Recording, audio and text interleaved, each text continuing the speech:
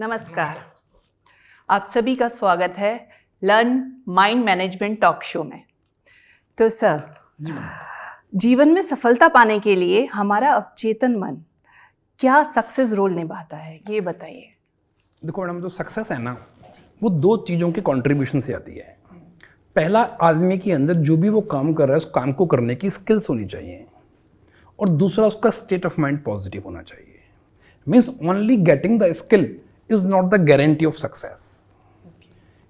Skill हमारे पास होती है बहुत समय पर, लेकिन लोगों को सक्सेस नहीं मिलती, या उनका स्टेट ऑफ माइंड अच्छा होता है और स्किल नहीं होती तब भी सक्सेस नहीं मिलती। 100% success is only guaranteed when you have both 100% skill and 100% state of mind.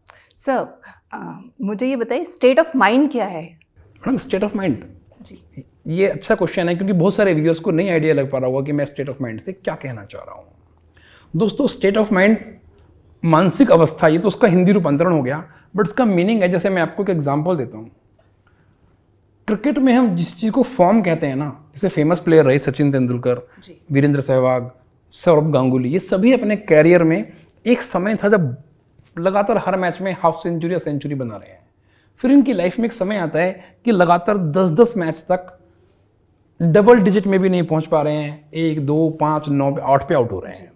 तो कहाँ गया उसके अंदर का क्रिकेट? क्या वो क्रिकेट के शॉट भूल गया? नहीं। क्या उसके हाथ में ताकत चली गई? नहीं। लेकिन फिर भी वो लगातार 10, 15, 20 मैच पूरा साल निकल गया।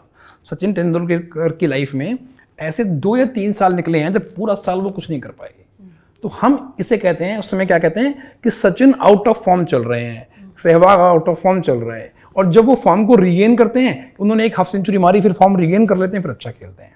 तो जिसे हम क्रिकेट की भाषा में फॉर्म कहते हैं ना, उसे नॉर्मल लाइफ में हम अब बाकी लोगों के लिए स्टेट ऑफ माइंड कहते हैं। ओके। तो स्टेट ऑफ माइंड वो चीज़ है जो हमारी टोटल आउट, कोई भी किसी भी आदमी का जो इस समय वो टोटल में दिख रहा है ना, क्योंकि हमारा अवचेतन मन किसी को देखता है तो 2 लाख क्लूज लेता है, उसके बाद उस आदमी का आइडिया लगाता है कि आदमी खुश दिख रहा है, परेशान दिख रहा है। मीन्स उसकी बॉडी लैंग्वेज, उसके हाथ पैरों की मूवमेंट, उसके चेहरे पर कितने बल हैं, उसके माथे का क्या कलर हो रहा है उसके फेस पर, क्या उसके फेस पे कहीं पे कोई स्पॉट्स, पता नहीं कितनी सारी चीज़ें देखता है subconscious mind. Then it makes an idea. तो स्टेट ऑफ माइंड वो चीज़ हो गई कि आदमी के अंदर वही स्किल्स, वही जज्बा, सब कुछ वही होने के बाद केवल जज्बे की कमी के कारण जब वो परफॉर्म ना कर पाए या बहुत अच्छा परफॉर्म कर पाए। एक ही आदमी एक समय में उसकी स्टेट अलग हो सकती है, दूसरे समय में अलग हो सकती है। एक परिस्थिति में अलग हो सकती है, दूसरी परिस्थिति में अलग हो सकती है।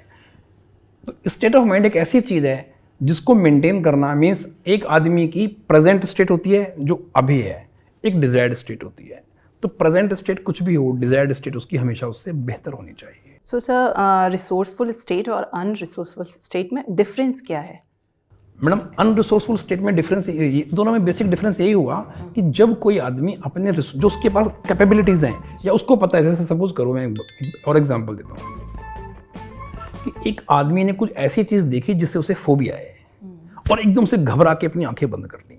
मीन्स उसने अपने रिसोर्सेज को यूज़ नहीं किया, वो उस चीज़ को हटा सकता था, फेंक सकता था। लेट अस से किसी ने कोई स्नेक देखा और इतनी ज़्यादा घबराहट हो गई कि उसे आंखों में चक्कर आने लग गया। तो ये उसकी अनरिसोर्सफुल स्टेट हो गई, आउट ऑफ फियर। इतना ज़्यादा फियर आ गया कि नहीं तो वो साइड में से निकल सकता था, बहुत स्पेस सपोज बचा हुआ था, या वहाँ पर कोई और चीज़ पड़ी हुई थी जिससे स्नेक को डरा के भगा सकता था, या हो सकता है वो स्नेक भी उससे डर रहा हो, पर उसने कुछ ऐसा देखा ही नहीं, सोचा नहीं, परिस्थिति को भांपा नहीं, और आदमी डरने लगा। Means he is not able to use the resources. कई लोग बॉस के सामने एकदम घबरा जाते हैं, डर जाते हैं, बातें करने में डर जाते हैं, या बीमारी के सामने सरेंडर कर देते हैं।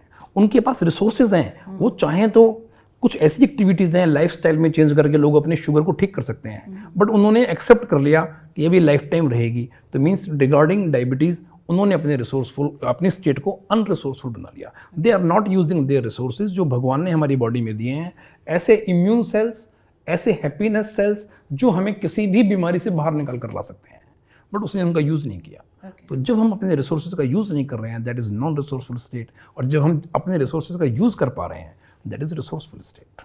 तो सर, क्या ऐसे हो सकता है कि हम हमेशा रिसोर्सफुल स्टेट में रहें, और यदि हाँ तो कैसे? यस मैडम, हर एक आदमी चाहेगा कि वो हमेशा एक्टिव रहे, हर एक आदमी चाहेगा कि वो हमेशा सिंसियर रहे, हर आदमी चाहेगा हमेशा हेल्दी रहे, हैप्पी रहे। ये पॉसिबल है। क्या होता है, देखो, जब किसी की स्टेट अनरिसोर्सफुल होती है तो वो जो एक्शन लेता है ना काम करने के लिए, वो एक्शन हाफ हार्टेड होते हैं। अनरिसोर्सफुल स्टेट में लिए गए एक्शन हाफ हार्टेड होते हैं। जब वो हाफ हार्टेड एक्शन होते हैं तो उसको सक्सेस नहीं मिलती, फेल्योर के चांसेस ज़्यादा बढ़ जाते हैं। जब फेल्योर मिलती है तो स्टेट फिर से और ख़राब हो जाती है। जब स्टेट और ख़राब हो जाती है तो एक्शंस और खींच भरे हो जाते हैं, डरे हुए हो जाते हैं। तो ये एक लूप बन जाता है जिसे हम बोलते हैं विशियस सर्कल ऑफ फेल्योर।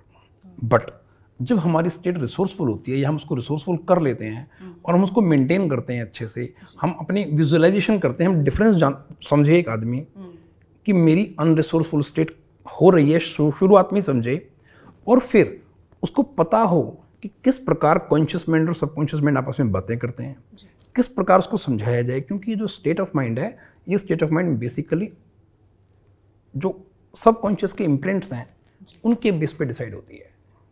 और जो सबकॉन्शियस के इम्प्रिंट्स हैं उनको जब तक चेंज ना किया जाए तब तक आदमी की स्टेट परमानेंट चेंज नहीं हो सकती।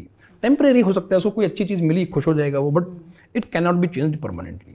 तो सबकॉन्शियस के जो इम्प्रिंट्स हैं उनके अंदर उनकी री इम्प्रिंटिंग करके, पुराने प्रिंट्स को रेज करके, इरेज करके या उनमें चेंज करके, और नए प्रिंट्स जब डाले जाते हैं तो आदमी का स्टेट चेंज हो जाता है। और जब स्टेट चेंज हो जाए फिर वो जो एक्शन करता है ना, वो पूरी एनर्जी से होते हैं। जब वो पूरी एनर्जी से उसके एक्शन होते हैं तो क्या होता है, सक्सेस के चांसेस बढ़ जाते हैं, सक्सेस पॉजिटिव आता है, उसकी स्टेट और पॉजिटिव हो जाती है। ये लूप जब चलते रहता है इसको हम बोलते हैं वर्चुअस सर्कल ऑफ सक्सेस। उसको सक्सेस मिलती रहती है, उसकी स्टेट बेटर होती रहती है। Very nice. तो हमारा प्रेजेंट स्टेट कुछ भी हो लेकिन हमें लाइक डिजायर्ड स्टेट में रहना चाहिए। हाँ, बिकॉज प्रेजेंट स्टेट कुछ भी हो, हमारा डिजायर्ड स्टेट है वो हमेशा उससे बेहतर होना चाहिए। यदि किसी का प्रेजेंट स्टेट बिल्कुल खराब है, उसका डिजायर्ड स्टेट होगा ठीक करना। सपोज कोई डिप्रेशन में है तो उसका डिजायर्ड स्टेट होगा मोटिवेटेड रहना। और यदि कोई ऑलरेडी मोटिवेटेड है, इवन देन उसका डिजायर्ड स्टेट होगा और सुपर मोटिवेटेड रहना, दूसरों को मोटिवेट करे, वो इतना मोटिवेटेड हो कि दूसरों को भी मोटिवेट करे। तो मीन्स हमारा प्रेजेंट स्टेट कुछ भी हो, डिजायर्ड स्टेट हमेशा प्रेजेंट स्टेट से बेहतर होना चाहिए। और जब स्टेट चेंज होता है ना तो आदमी पूरा चेंज हो जाता है। जैसे मैं आपको बोलता हूँ, वाटर है, उसका एक फिजिकल स्टेट लिक्विड स्टेट में है, यदि हम इसको ठंडा कर दें, फ्रीजिंग कर दें तो बर्फ बन जाएगी। इसकी प्रॉपर्टीज बिल्कुल चेंज हो जाएंगी। और हम इसको बॉईल कर दें तो ये गैस बन जाएगी। तब भी H2O है, बर्फ थी तब भी H2O है, और जब ये स्टीम बन गई तब भी H2। इसमें 2 एटम हाइड्रोजन के हैं, 1 एटम ऑक्सीजन का है। सभी स्टूडेंट्स जानते हैं साइंस के। बट स्टीम की जो प्रॉपर्टीज़ हैं, पानी की जो प्रॉपर्टीज़ हैं और बर्फ की जो प्रॉपर्टीज़ हैं वो बिल्कुल अलग अलग हैं। जो स्टीम कर सकती है वो पानी नहीं कर सकता। तो मीन्स जब आदमी की सेम वही आदमी, उसके बॉडी स्ट्रक्चर सब कुछ वही, सब कुछ सारी उसकी नॉलेज भी वही है, बट यदि उसकी स्टेट खराब है और उसकी स्टेट फिट है तो दोनों केसेस में उसकी जो देखने में वो वही आदमी हो सकता है बट एक्चुअल परफॉर्मेंस के अंदर वो वही आदमी नहीं होता, वो टोटली डिफरेंट आदमी होता है। सर, हमारी स्टेट रिसोर्सफुल और नॉन रिसोर्सफुल कैसे बनती है? यस प्रियंका जी, देखो जो स्टेट ऑफ माइंड होती है ना वो हमारे अवचेतन के प्रिंट्स के हिसाब से बनती है।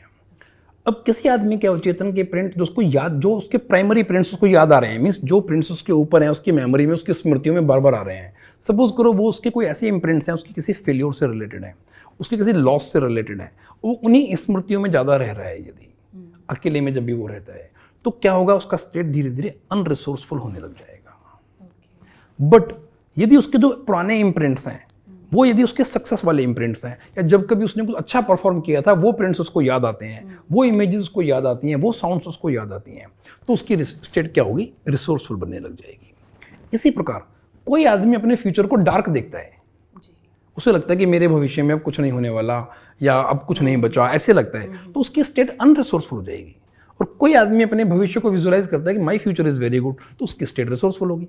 तो यानी कि जिसकी स्टेट खराब है हम उसका क्या करेंगे, सबसे पहले पास्ट करेक्शन करेंगे। उसके पास्ट में यदि कोई ऐसी मेमोरी है जो उसे हॉन्ट कर रही है, माइंड में रखे हुए पुरानी कोई बातें, पुराने कोई घाव इस प्रकार से तंग करते रहते हैं आदमी को कि कितने भी साल क्यों ना हो जाएं वो उनको पूरी तरह भूल नहीं पाता। और वो धीरे धीरे, जैसे घर में एक ना रॉटन रैट, सड़ा हुआ चूहा हो, आप कितनी भी घर में स्प्रे मारिए थोड़ी देर के बाद आपको स्मेल आने लगेगी।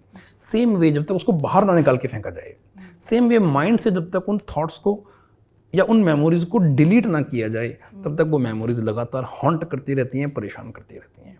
तो उन मेमोरीज को डिलीट करके सबसे पहले पास्ट करेक्शन पे काम किया। प्रेजेंट में कोई इशू चल रहा है तो प्रेजेंट को बेहतर बनाने के लिए कैसे बनाना है वो उसके ऊपर सबकॉन्शियस माइंड को समझाया। देन सबकॉन्शियस माइंड को एक प्रॉमिसिंग फ्यूचर दिखाया। तो 100% रिसोर्स जो उसको स्टेट होता है वो अनरिसोर्सफुल से रिसोर्स।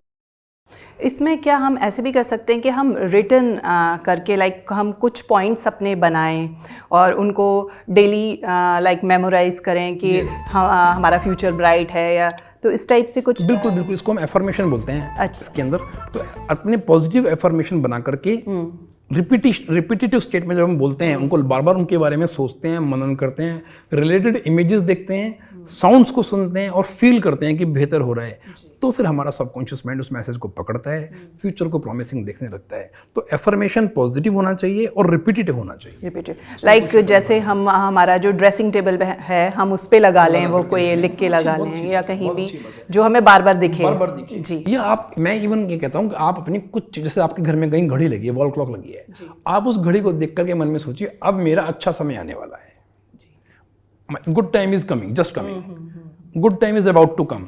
जब भी घड़ी देखें 4-5 दिन बाद आपको ये स्टेटमेंट रिपीट करना है, 5 दिन बस। तो 5 दिन जितनी बार भी घड़ी पे नजर गई ये स्टेटमेंट आपने रिपीट किया, 5 दिन के बाद माइंड घड़ी की साइड, घड़ी की उस नजर को और आपके इस वाक्य को कि my good time is about to come, और आपने फील भी किया जैसे मेरा अच्छा समय आने वाला है एक इमोशन के साथ, तो माइंड इस इमोशन को और घड़ी की जो नज़र है, माइंड में जो इमेज है उसको कनेक्ट कर लेगा।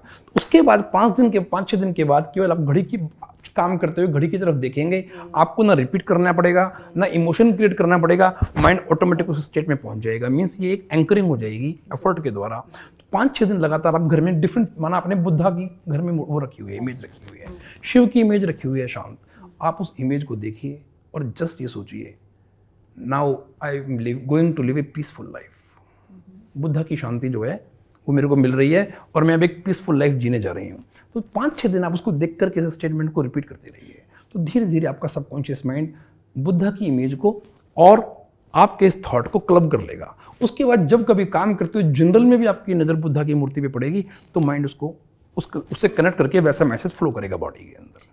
तो ये बड़ी अच्छी चीज़ है, ये एक्शन, रिपीटेटिव एफर्मेशन और किसी साइट से डिफरेंट चीज़ों से अपनी एफर्मेशन को जोड़ देना घर के अंदर। Thank you so much sir, आज का हमारा एपिसोड बहुत इन्फॉर्मेटिव रहा। तो व्यूअर्स, हमारे इस वीडियो को लाइक एंड शेयर करिए, हमारे चैनल को सब्सक्राइब करिए और बेल आइकन को क्लिक करना बिल्कुल मत भूलिएगा, ताकि हमारे आने वाले एपिसोड्स का आपको पता चलता रहे। और यदि आपकी कोई भी समस्या है या आपको कोई भी इन्फॉर्मेशन चाहिए तो आप डायरेक्ट हमें कॉल कर सकते हैं या मैसेज के थ्रू हमसे कांटेक्ट कर सकते हैं। Thank you so much.